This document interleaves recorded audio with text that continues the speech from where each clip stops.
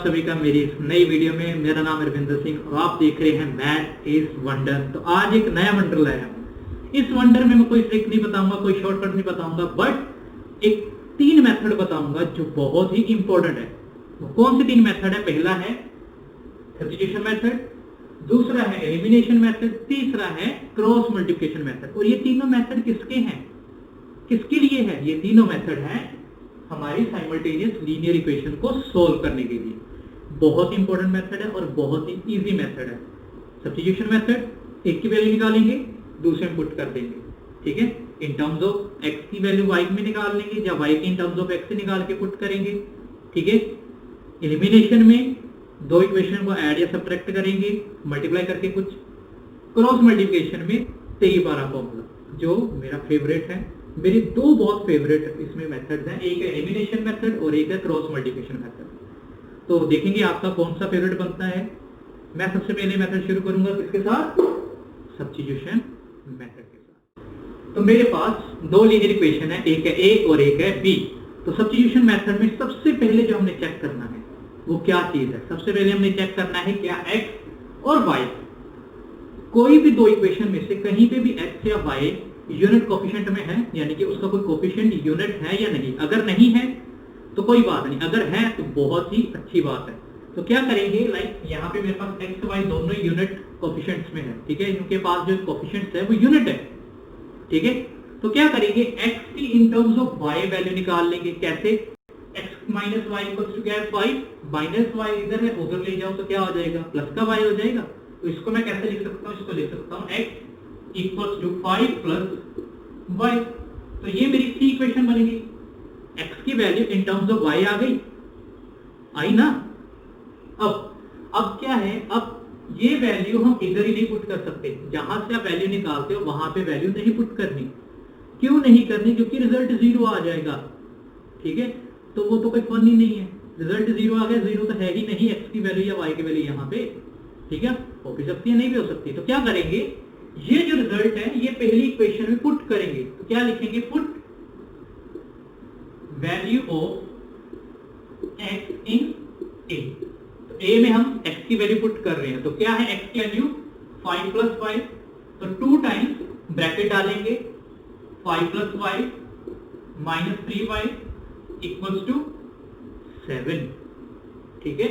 तो क्या बन गया? 5 2 10 plus 2y minus 3y equals to 7। अब ये 10 इधर प्लस हो रहा है, उधर जाके क्या होगा? माइनस, ठीक है। और ये 2y माइनस 3y क्या बनेगा? माइनस का y इक्वल्स टू 7 माइनस 10। अब 7 माइनस 10 क्या देगा हमें? माइनस y इक्वल्स टू क्या इंप्लाइज हो गया? Minus y equals to minus 3। 7 minus 10 is minus 3। तो ये नेगेटिव और नेगेटिव कैंसिल हो गए। तो y का रिजल्ट क्या आया मेरे पास? y equals to 3। ये पहली वैल्यू आ गई। अब ये y इक्वल्स टू 3 हम कहां पुट करेंगे? कहां पे है जो इजीली हमें x की वैल्यू मिल जाए? यहां पे, ठीक है। तो क्या करेंगे? Put y equals to 3 in c। x किसके इक्वल था? x equal to 5 plus y। x की वैल्यू क्या आ गई? x की वैल्यू आ गई 5 प्लस 3। एंड 5 प्लस 3 क्या है? 8। x की वैल्यू 8 एंड y की वैल्यू 3। तो ये है सब्स्टिट्यूशन मेथड, बहुत ही इजी है ना? था ना इजी? ऐसे ही करना है, ठीक है। एक बार देख लो क्या किया मैंने। x की value in terms of y निकाल ली, जब मैं y की इन टर्म्स ऑफ x निकाल लेता, कोई फर्क नहीं पड़ता। वो वैल्यू मैंने पुट कर दी कहां पे? पहली इक्वेशन में। पहली इक्वेशन में जब मैंने पुट की तो मेरे पास y की वैल्यू आ गई 3। अब ये y की वैल्यू जो 3 आई है वो मैंने पुट कर दी जो मैंने इक्वेशन खुद बनाई थी उसमें, और रिजल्ट क्या आ गया? x की value 8। x is 8, y is 3। अब सेम इक्वेशन मैं एलिमिनेशन मेथड से करूंगा और देखिए रिजल्ट सेम आएगा, है ना। चलिए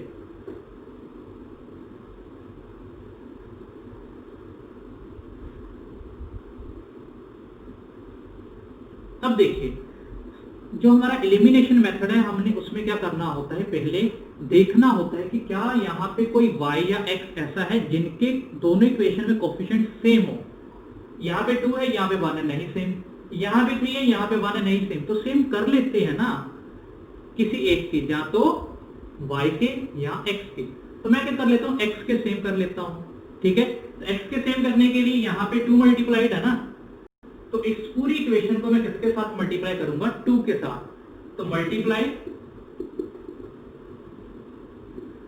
इक्वेशन b विथ 2 के साथ मल्टीप्लाई किया तो क्या आया, ये देखो 2x minus 2y is equal to 10। This is equation C. ये मेरी इक्वेशन क्या है, सी।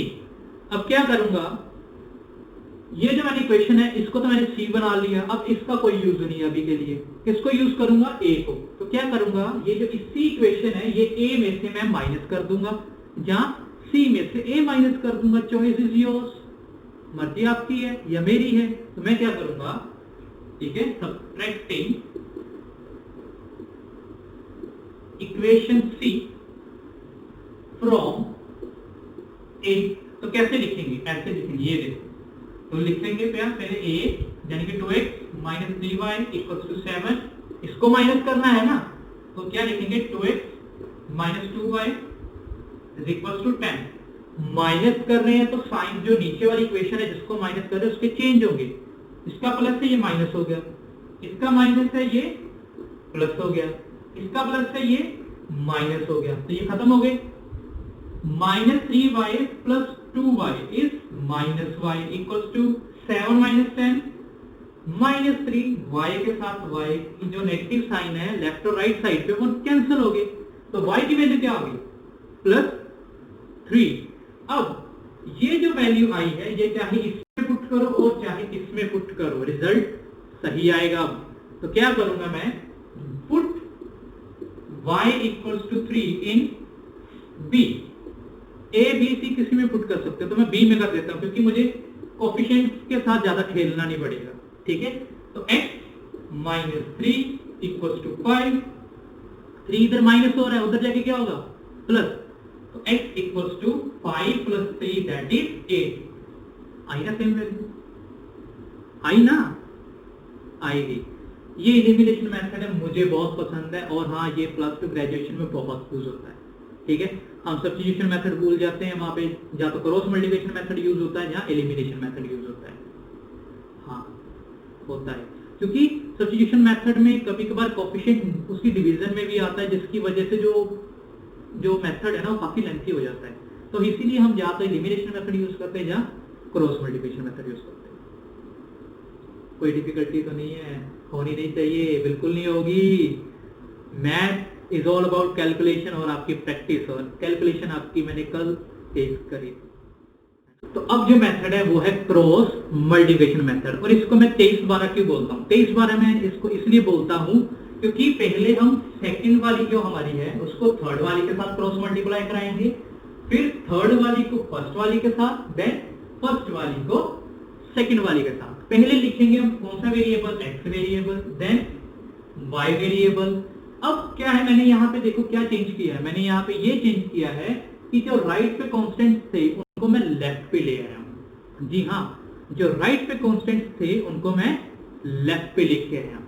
लाना जरूरी है 23/12 में ये, वरना साइंस का जो हमारे नेगेटिव पॉजिटिव साइन होते हैं उनका फर्क पड़ जाएगा। तो इसीलिए इनको लेफ्ट पे लेके आना बहुत जरूरी है, ये अनिवार्य है। देन कांस्टेंट के लिए हम 1 लिखते हैं, एक्स वेरिएबल के लिए x, y के लिए y, कांस्टेंट के लिए 1। इक्वालिटी का साइन और डिवीजन। अब देखिए पहले सेकंड वाली थर्ड वाली के साथ क्रॉस मल्टीप्लाई होगी, -3 -5, -3 इंटू -5 ब्रैकेट डाल दी, देन माइनस का साइन क्रॉस मल्टीप्लाई जो कर रहे हैं, -7 इंटू -1, -7 इंटू -1, यहाँ पे कुछ नहीं है ना तो 1 है। देन y के लिए क्या करेंगे, y के लिए क्या है 3 and 1, थर्ड वाली, देन फर्स्ट वाली -7 5 2 and 1।